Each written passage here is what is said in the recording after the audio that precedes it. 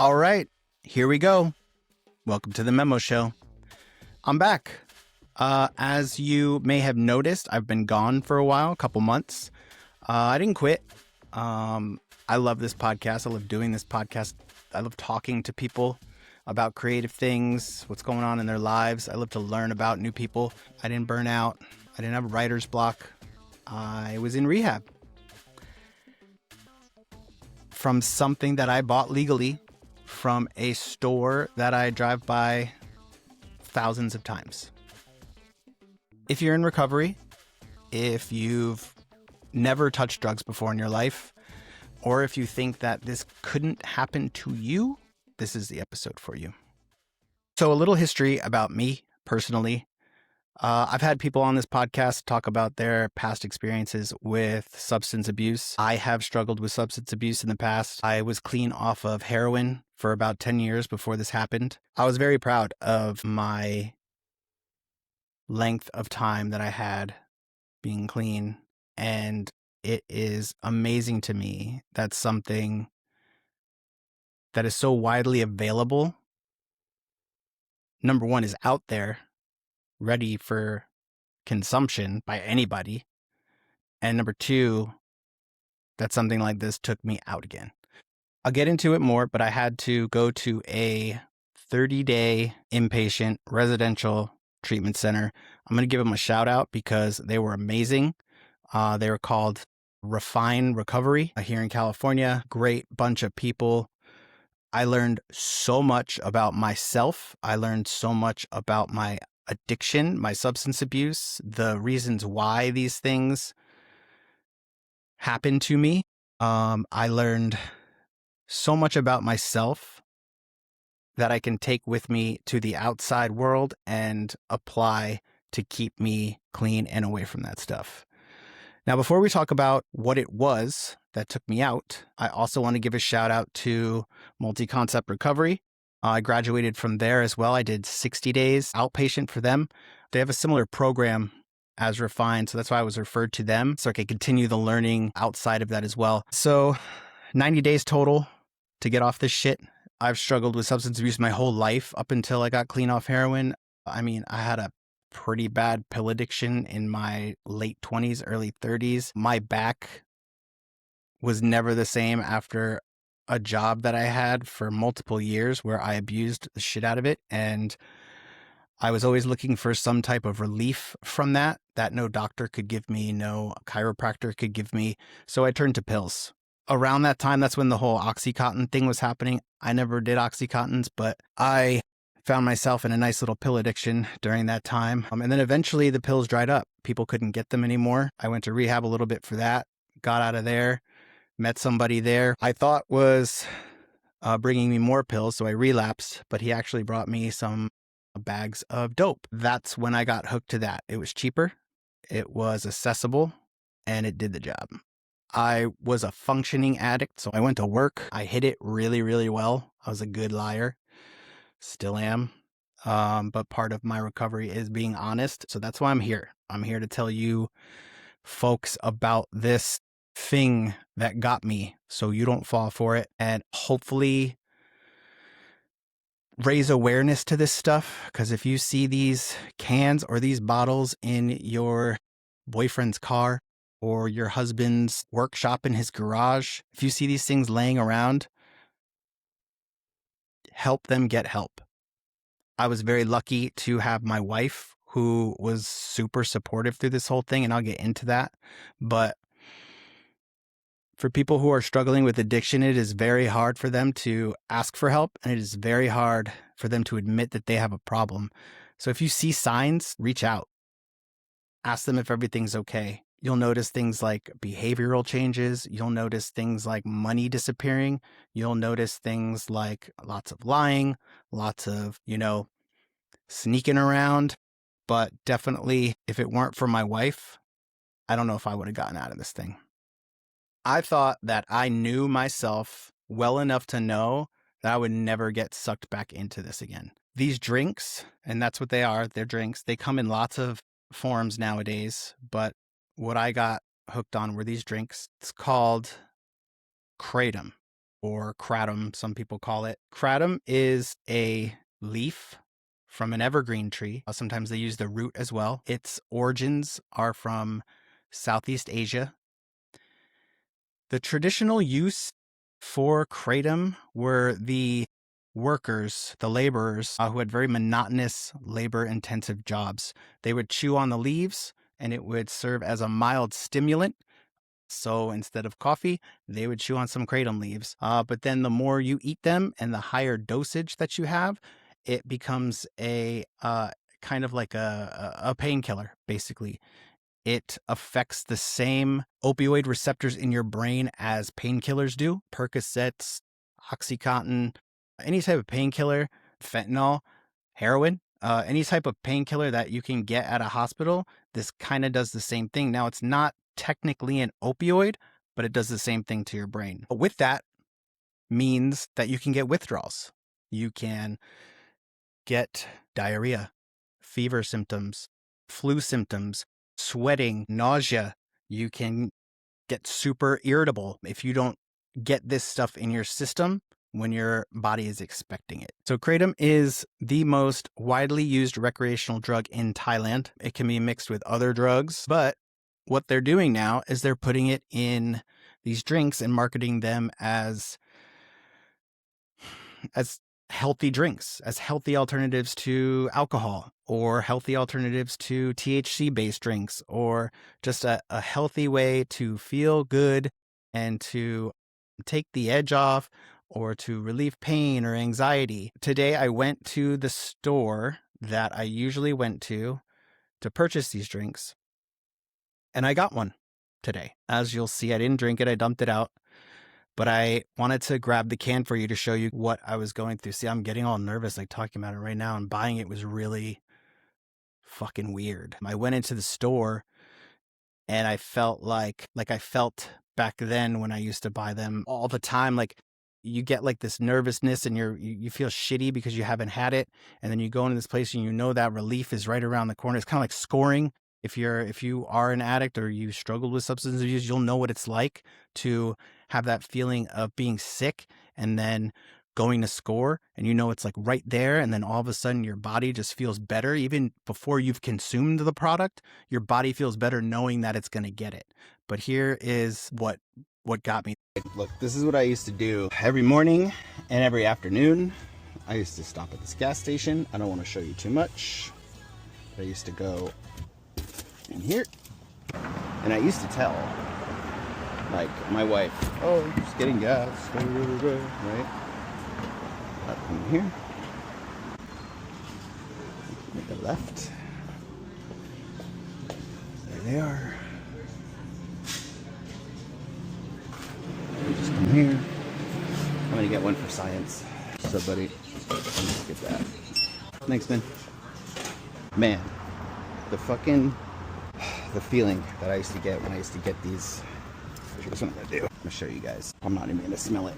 So I'm gonna dump it out. I just want the can. I need the can for the podcast. So I'm gonna read some of the labels. I wouldn't have been able to do this. Oh my God, this would have been a sin 4 or 5 months ago. It's insane. And I need it on video, so my wife knows that I did that. All right. That's the song right there. So this is what it's called. It's called New Brew. So New Brew is marketed as a euphoric seltzer right there. Nice can. It looks, green. Looks kind of healthy. At the top, it's got a little 21 plus thing here. I don't know if you can see it. I'll put a picture up too, but comes in a couple flavors. Guava used to be my favorite. And here at the bottom, it says kratom leaf and kava root, right? Can't be bad for you. It does say drink responsibly. Who does that? 12 fluid ounces. Herbal supplement. That's what it says right there. Herbal supplement, man. All right, supplemental facts. 1 serving per container, calories 20, no fat, no sodium, 1% carbohydrates, 3 grams of sugar. And then at the bottom, kava lactone, so which is the kava root extract. You got 100 milligrams in there. And then the midogreen kratom leaf extract is 25 milligrams. And it's got some caffeine in there too, so you can drink it and not fucking fall asleep, which is what this stuff will do to you if you drink more than one of these. Before we proceed, 25 milligrams is not a lot, but When you drink one of these, you will feel it. And what I mean by you will feel it is you just kind of go like that's what it does. It does. It takes away your anxiety. It takes away any aches or pains or whatever that you might have in there, but for a very short amount of time. Once your brain gets that feeling and it knows that it could get that feeling again, guess what? You're like me and you're buying 1, 2, 3, 4 a day. And then from there, you're buying 4 a day plus 2 to hide for if you're really feeling shitty or if you just want a little bit extra. And then you're buying 4, you're taking 2 to work, and then you're having 1 when you get home, when you drink 1 right outside the gas station, because this is where you can get them. You get them from the gas station. So eventually, what are they? I think they're like almost $7 a pop, these little fuckers. $7. So what is that? Let's do the math. Where's my phone? I'll do it right here. Okay. 7 times 4 a day. It's 28, right? 28 times 7, $196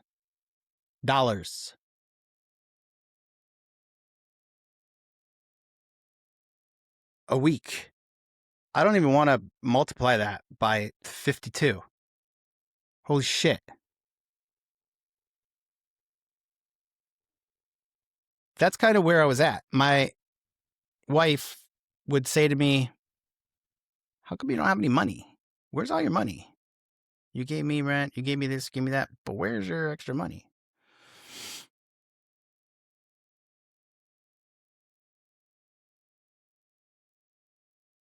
Now, sometimes I can just drink 2 a day. But let me tell you, like, I was not pleasant to be around. Because all I could think about was like, when can I pound another one of those? And I didn't drink these responsibly. I didn't sip on these. I didn't pour them in a cup with ice and at a social gathering instead of, Manhattan or whatever. I pounded these like boom, boom, boom. And then I was like, good. Because if I didn't, acute withdrawal. Like, I can't explain to you.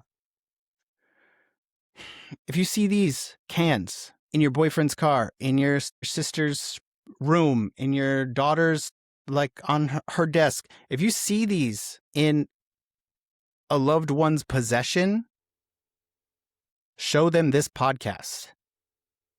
Don't do this. This ended me up in rehab. 30 days, inpatient, residential, no phone, no contact with family, intense DBT, intense detoxification.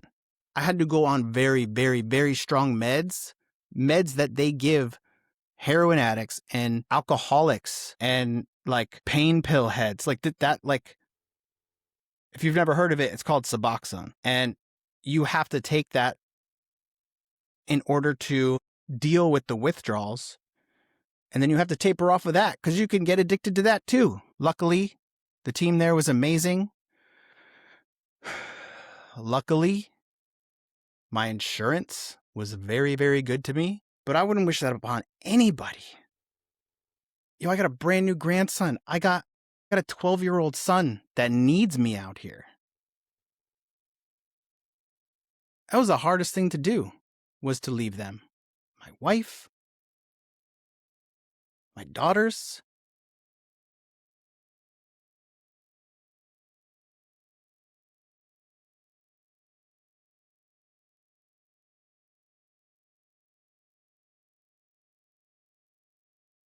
So I'm here to warn you. Here to warn you. It comes in little blue bottles too. It's called Feel Free. May have heard that, may have been on the news. Those are even worse. Those are concentrated. Those are $10 a pop. Those little bottles, 2 ounces of this stuff. People got hooked on those too. Now, the scary part is I met other people who got addicted to Kratom in my recovery. So in inpatient, there were people When I was an outpatient, there were people, normal people, not people like me who did drugs their whole lives, who experimented, who had substance abuse problems in the past. These are people who stopped at a gas station to fill up, went inside, grabbed one of these, maybe even mistakenly, thinking it's an energy drink. That's right with the energy drinks. Maybe they thought it was just a tea, bubbly tea. Let's give it a try. I've met people who have never touched a drink or a drug in their life who got hooked on these. I'm sitting next to them in rehab.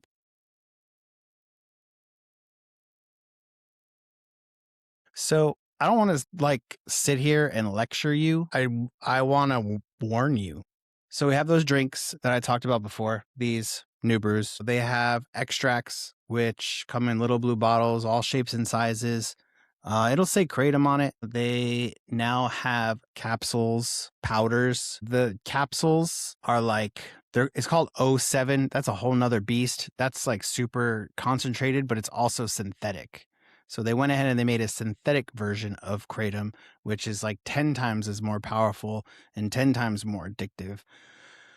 Those you can get at smoke shop. You can get them anywhere. And again, I don't want to glorify it. I'm really trying not to glorify it here. But the only way that I could talk about it and make people aware of it is to tell them what it does, the repercussions of what it does, and where to get it so you could avoid those places or keep an eye out for loved ones or people that you care about that could be hooked on this shit. So I guess why, right? As a human being, we're always looking for relief, right? Relief from anxiety, relief from pain, relief from insomnia, relief from whatever it is that your mind, body, or soul is lacking.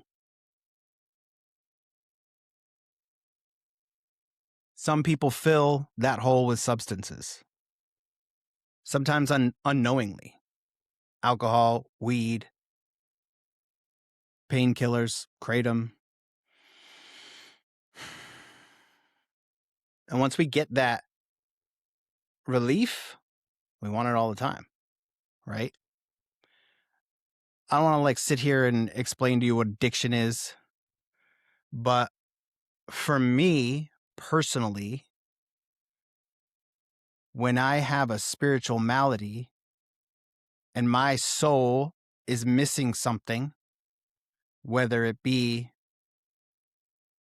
spirituality or God or nature or creativity, whatever it is that fuels your passion and fuels your being and makes you feel like you are worth something, or whatever gets those endorphins going in your brain that tell you, oh, now it's time to feel good. Food, whatever it is.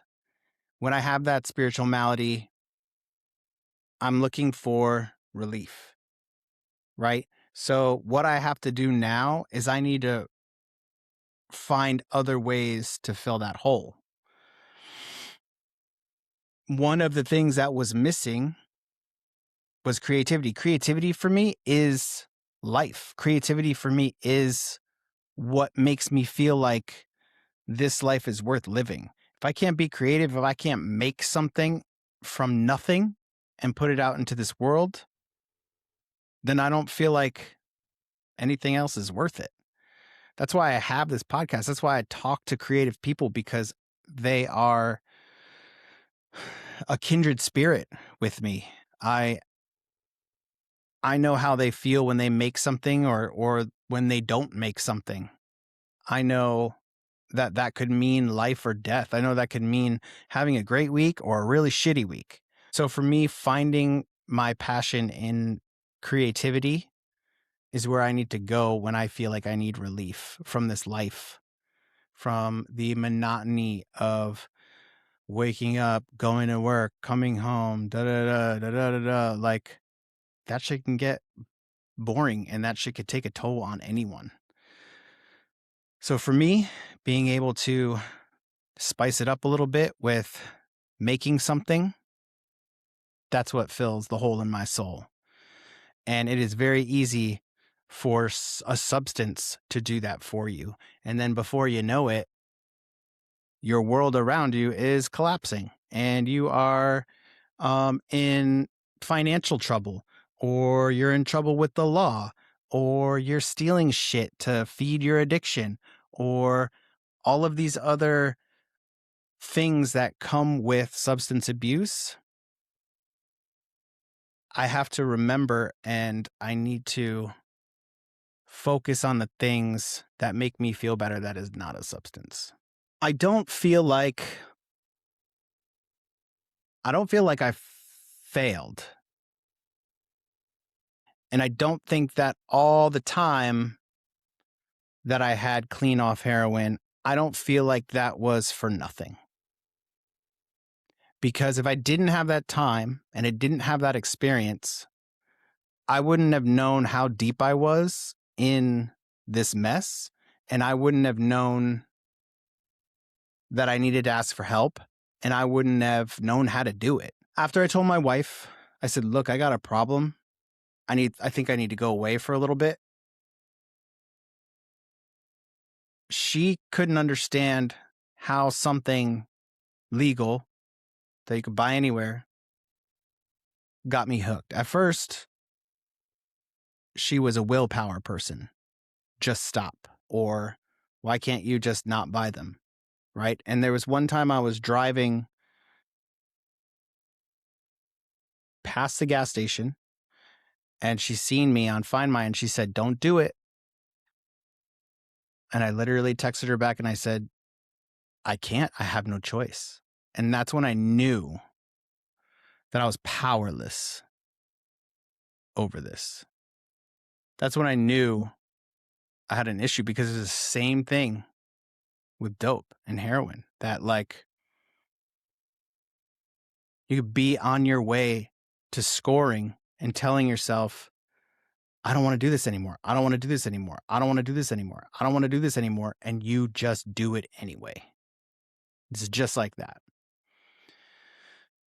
So I came home. I told her I needed help. You know who I reached out to? I reached out to Mario. Mario, the Italian horned diurno. He was on like one of my episodes early on in the Memo Show. He came on. He talked about his experience. He works for Release Recovery over there on the East Coast. I called him. I said, Mars, I need some help. I'm in it and I got to get out of it. He called his boss. His boss referred me to Refine. And here I am, 4 months later, Kratom free. So shout out to Mario. If you haven't heard that episode, go back, listen to it. It's a good episode. So I'm not afraid to talk about recovery. I'm not afraid to talk about addiction. I'm not afraid to talk about that kind of stuff on here. So I want to open it up. If anybody has had this experience with these drinks or Kratom, let me know. Email me, leave a comment on these videos, DM me on Instagram. I'll have you on. We could talk. I'm going to try to get some of my friends who I met in rehab who were in there for Kratom. I'm going to see if they'll be cool to come on. I mean, if you want to maintain your anonymity, that's cool. We'll just have your voice on or something. We won't say your name, because I want other people's experiences to be put out there too. Because this stuff is it's crazy that this is legal. I wanted to tell everybody what I've been going through. It was fairly easy for me to acknowledge that I needed help and to get help. It may not be for everyone else, but I want to let you know that I'm here and there are people there who are put on this planet to help you. And it's not stupid. Kratom is not stupid. I felt so stupid that I became a gas station junkie. But I'm not alone. And I found that out. I'm not alone. There are so many other people who are going through this right now. Because I've had so much experience with addiction, unfortunately, it doesn't make me immune, but it did make me smarter in terms of knowing when to ask for help and knowing that I was in trouble. a lot of people don't have that experience. Like I said, this stuff gets you like just normies, just people getting gas at the gas station. So I just wanted to put it out there that this stuff is out there, and anybody can get hooked on it. Legal does not equal safe. Natural does not mean non-addictive. And again, like freedom of choice. You can do whatever you want to your body, but I want to, and I'm not saying to ban everything. I'm just saying knowledge is power. You need to know what you're drinking and the consequences of it. So this is for you. This is for the normal person, the dad who's got the kid in the car who just needs to get some sleep. This is for the kids who, I don't know if they ID these kids. I don't know if kids buy it. I don't know if kids know about it. You don't want to start your life off, not even in your 20s, with a kratom addiction or any addiction for that matter. It's for the parents to look out for the kids. Man. So once again, I want to thank everyone. Thank you for bearing with me. I love this show and I want to continue to do this show, but obviously I had to take care of some things. Thank you for being there. Thank you for waiting for me. Thank you for the likes and the follows. Share this episode. If you know therapists, or if you know doctors, nurses, if you know people who are in the medical field or the recovery field that want to share a personal experience with their clients or their patients about kratom, the dangers of, share this with them.